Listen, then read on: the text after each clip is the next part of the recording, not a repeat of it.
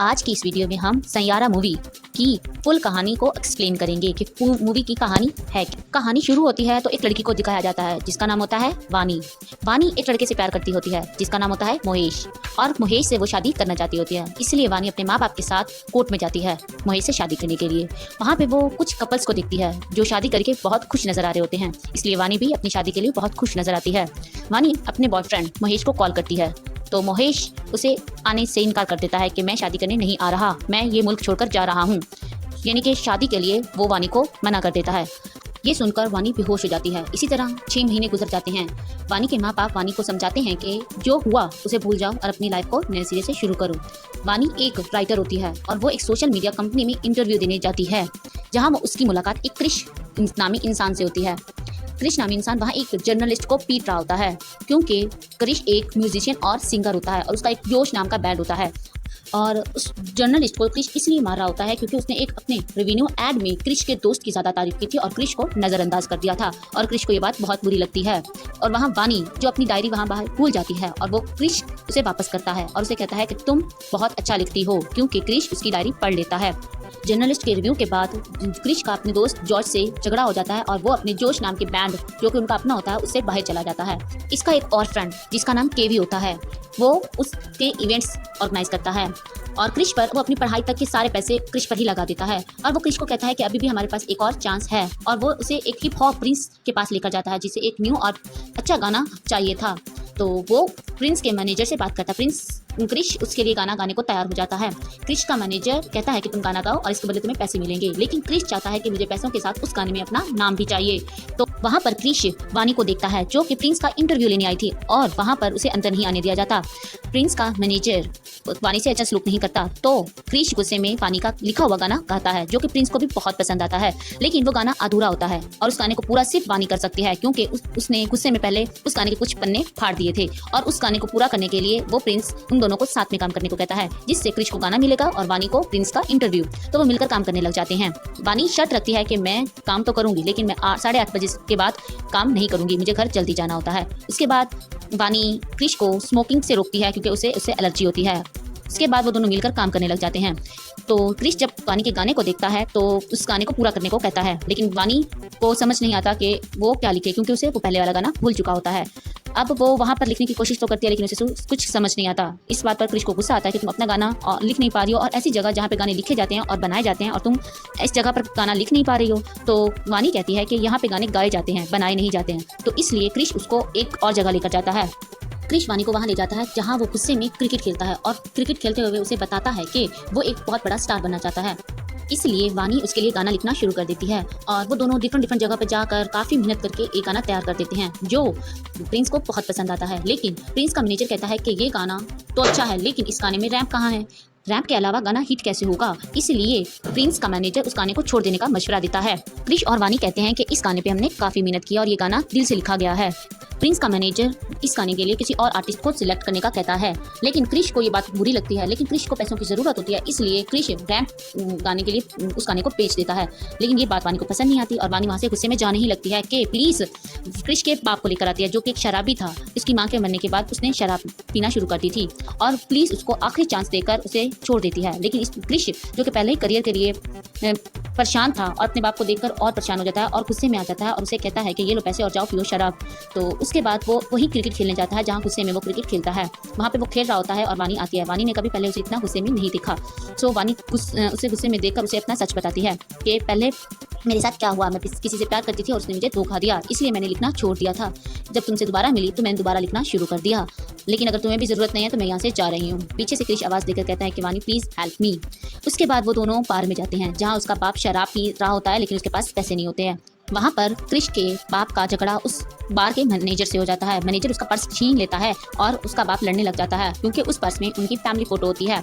और वहाँ क्रिश उनको रोकता है और बार के मैनेजर को पैसे देकर अपने बाप को ले आता है। वो अपने बाप की इस पूरी आदत को रोकने के लिए ऋषि अपने बाप को रिहाब सेंटर में एडमिट करवा देता है। रिहाब सेंटर की फीस बहुत ज़्यादा होती है, इसलिए वो अपना गाना बेच देता है। प्रिंस का मैनेजर उस गाने को खरीदता है और साथ में ये कहता है कि इस गाने के साथ उसका कोई ताल्लुक नहीं होगा और उसको इस गाने में आने के लिए 2 टिकट्स भी देता है। इसके बाद ऋषि वानी को छोड़ने उसके घर जाता है और उसे कहता है कि आज के बाद हम नहीं मिलेंगे। क्योंकि खुशियाँ मेरे साथ बहुत कम रहती हैं। इसके बाद वानी थोड़ी परेशान रहने लग जाती है। अगले दिन ऋषि उस कॉन्सर्ट में जाता है जहाँ उसका गाना गाया जा रहा था। वहाँ वानी भी जाती है और वहाँ पे एक दूसरे को दोनों को एहसास होता है कि वो प्यार करने लगे हैं। अगले दिन वो वानी के कहने पे अपने पुराने दोस्तों के पास वापस जाता है और उनसे सॉरी कहता है। तो दोस्त उसे माफ़ कर देते हैं और दोबारा से काम स्टार्ट कर देते हैं। तो वो अपने दोस्तों के साथ काम करता है और वानी का लिखा हुआ गाना वो गाता है और उस गाने को वो यूट्यूब पे अपलोड करते हैं। और इधर वानी को वो अगली रात छोड़ने जाता है जहाँ पर वानी के माँ बाबू से ऋषि के साथ देख लेते हैं और ऋषि को समझते हैं कि ऋषि एक आवारा लड़का है। उसके बाद वानी के माँ बाप वानी को समझाने लगते हैं कि ये सब मत करो जो तुमने पहले किया था। ये सुनकर वानी बेहोश हो जाती है और बेहोश वानी को अस्पताल ले जाया जाता है। वहाँ ऋषि भी जाता है। वानी की माँ ऋषि से कहती है कि तुम वानी से शादी कर लो, नहीं तो उसकी ज़िंदगी से चले जाओ। और ऋषि गुस्से में जाता है, वानी को कहता है कि हम शादी कर लेंगे, लेकिन वानी नहीं मानती। वानी कहती है कि पहले तुम्हारा करियर है, उसके बाद हम शादी करेंगे। इधर जब वानी बीमार को छोड़कर ऋषि वापस आ रहा होता है तो वो देखता है कि जो गाना उन्होंने यूट्यूब पे अपलोड किया था वो काफ़ी हिट हो गया है, लोगों को बहुत पसंद आया है और वो सुपर हिट साबित हुआ है, जिससे ऋषि बहुत खुश होता है। इधर वानी को पता चलता है कि वानी को दिमाग की बीमारी है, जिससे वो सब कुछ भूलने लग गई है और आहिस्ता आहिस्ता वो सारी चीज़ें भूल जाएगी। ऋषि खुशी खुशी वानी को ये खुशखबरी देने आता है कि वो गाना सुपर हिट साबित हुआ जो उसने लिखा था। और वानी ऋषि को बताना चाहती होती है कि उसे क्या बीमारी है, लेकिन ऋषि इतना खुश होता है कि वानी उसको बता ही नहीं पाती अपनी बीमारी के बारे में। अगली सुबह वानी को पता चलता है कि ऋषि ने अपने गाने की सुपर हिट सक्सेस के बाद न्यू शहर जाना है। इस शहर को छोड़कर कुछ दिनों के लिए दूसरे शहर जाना है। तो वो तैयारी करती रहती है और तैयारी करने के बाद ऋषि जाने ही लगता है कि वो ऑब्जर्व करता है कि वानी परेशान है और वो वानी से पूछता है कि तुम परेशान क्यों हो, लेकिन वानी उसे कुछ नहीं बताती। ऋषि जाना ही चला जाता है। शाम को वानी एक पार्टी में जाती है जहाँ उसे की मुलाकात अपने पुराने बॉयफ्रेंड से होती है, जहाँ वानी को आज की यादें भूल जाती हैं और उसे लगता है कि यही मेरा बॉयफ्रेंड है। उसके पास जाने की कोशिश करती है। इतने में उस पुराने बॉयफ्रेंड की बीवी आ जाती है, यानी कि उस कंपनी की मालकिन आ जाती है, जो उसे धक्के देकर और बेइज्जत करके उस कंपनी और उस पार्टी से निकाल देती है। सो वो वहाँ से चली जाती है, लेकिन अपना बैग वहीं भूल जाती है। इधर ऋषि वानी को फ़ोन करता रहता है और वो फ़ोन एक गार्ड उठाता है और उसे बताता है कि वानी को यहाँ से बेइज्जत करके निकाल दिया गया है। ये सुनकर ऋषि गुस्से में आता है और वापस लौट आता है, अपनी फ्लाइट छोड़ कर आ जाता है।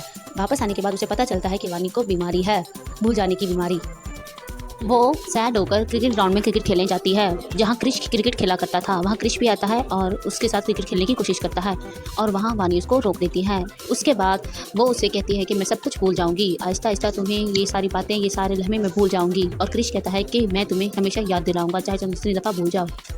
इसके बाद वानी का इलाज शुरू हो जाता है और डॉक्टर इसे कहते हैं कि उसे इस माहौल से दूर ले जाओ। क्रिश उसे गोवा ले जाता है। गोवा में वो खूब एंजॉय करने लग जाते हैं। इसके बाद एक दिन ऋषि का कॉन्सर्ट होता है। वहाँ वानी का पुराना दोस्त महेश भी आता है और वो महेश वानी के साथ बदतमीजी करने लगता है और वहाँ पर ऋषि आ जाता है और उसे ऋषि रोकने की कोशिश करता है और उसे अच्छा खासा मारता भी है। लेकिन वानी वहाँ पे कुछ बातें भूल जाती है और उसे लगता है कि उसकी मोहब्बत महेश है और ऋषि उसे मार रहा है और वो उसे रोकने की कोशिश करती है। इसीलिए वो चाकू उठाकर उसके सामने आ जाती है और वो ऋषि को मार भी देती है और उसे वहाँ से जाने के लिए कहती है, लेकिन ऋषि वानी को रोक लेता है और उसे ऐसा करने नहीं देता है और वहाँ पर वानी बेहोश हो जाती है। अगली ही सुबह जब वानी को होश आता है तो वो क्रिश को देखती है और क्रिश को देखकर वो कहती है, आई लव यू महेश। और वहाँ क्रिश समझ जाता है कि वो हमारी यादें भूलने लगी है और वो उसे कुछ पिछली बातें याद आने लगी हैं और वो हमारी बातें भूल चुकी है। और वो कुछ देर के लिए बाहर जाता है और जब वो वापस लौट कर आता है तो वानी उसे कहीं नज़र नहीं आती। घर में कहीं भी वो नज़र नहीं आती। वो उसे छोड़कर चली जाती है। क्रिश पागलों की तरह हर चीज़ तोड़ने लग जाता है। वहाँ पर उसके कमरे में वानी की उसे डायरी मिलती है, जिस पर उसने क्रिश के लिए आखिरी दफा सॉन्ग लिखा था। क्रिश उस डायरी को देखता है और अपने दोस्तों को कहता है कि ये गाना हर गली हर जगह बजना चाहिए, हर जगह ये बजेगा, इस तरह हम वानी को ढूंढ पाएंगे। क्रिश के दोस्त कहते हैं कि वानी सब कुछ भूल चुकी है तो वो उसे ये गाना कैसे याद होगा, लेकिन क्रिश पागलों की तरह कहता है कि नहीं, ये गाना बजना चाहिए। तो इस तरह ये गाना बहुत पॉपुलर हो जाता है और क्रिश उसे ढूंढने लग जाता है, लेकिन वो उसे नहीं मिलती। इस तरह एक साल गुजर जाता है और एक साल के अंदर वो बहुत बड़ा स्टार बन जाता है। तो एक दिन वही गाना कोई लड़की गा रही होती है और उसके पीछे वानी बैठी होती है, जिसकी सिर्फ आंखें नजर आ रही होती हैं और क्रिश उसको देखकर समझ जाता है कि ये वानी है और वो वानी को ढूंढते ढूंढते उसी जगह पहुंच जाता है जहाँ पे वो लड़की गाना गा रही थी। वो एक रिहाब सेंटर पहुंचता है तो वहाँ एक खातून उसे देखकर समझ जाती है कि ये क्रिश है और उसको वानी का एक लेटर देती है। उसमें लिखा होता है कि ऋषि, आई होप ये लेटर तुम्हें कभी ना मिले। मेरी अजीब बीमारी है और मैं नहीं चाहती कि इस अजीब बीमारी की वजह से तुम्हारा करियर दाव पर लगे, तुम मेरी वजह से परेशान रहो, इसलिए मैं तुम्हें छोड़कर जा रही हूँ। और ऋषि ये सुनकर बहुत टूट जाता है। उसके बाद ऋषि फिर से उसे ढूंढने की कोशिश कोशिश करता है, बल आखिर उसे वो मिल जाती है। वहाँ पर चुपचाप बैठी हुई वानी से वो बात करने की कोशिश करता है, लेकिन वानी सब कुछ भूल जाती है, यहाँ तक कि वो अपना नाम भी भूल जाती है। वानी उससे पूछती है कि आप कौन हैं। क्रिश बताता है कि मैं एक म्यूजिशियन हूँ और मुझे अपने लिए एक गाना लिखवाना है। तुम एक राइटर हो ना, तो मेरे लिए गाना लिख दोगी। वानी चुपचाप खामोश बैठी रहती है। फिर क्रिश के साथ वो एक हसीन वादे में जाती है, जहाँ पर कुछ बच्चे नीले आसमान के नीचे बर्फों में क्रिकेट खेल रहे होते हैं। क्रिश उन बच्चों को देखकर उनके साथ क्रिकेट खेलने लग जाता है, क्योंकि क्रिश जब परेशान होता है तो वो भी बचकाना हरकत यानी कि क्रिकेट खेलता है। वानी क्रिश को क्रिकेट खेलते देखती है और क्रिकेट खेलते हुए क्रिश उससे बात करता है और वो कहता है कि तुम बहुत प्यारी लग रही हो। ये सुनकर वानी को अपनी पिछली बातें याद आने लग जाती हैं और इससे वानी की सारी पिछली यादें वापस आ जाती हैं और उनकी लव स्टोरी पूरी हो जाती है। आपको सैयारा मूवी की स्टोरी कैसी लगी कमेंट्स में लाजमी बताइएगा।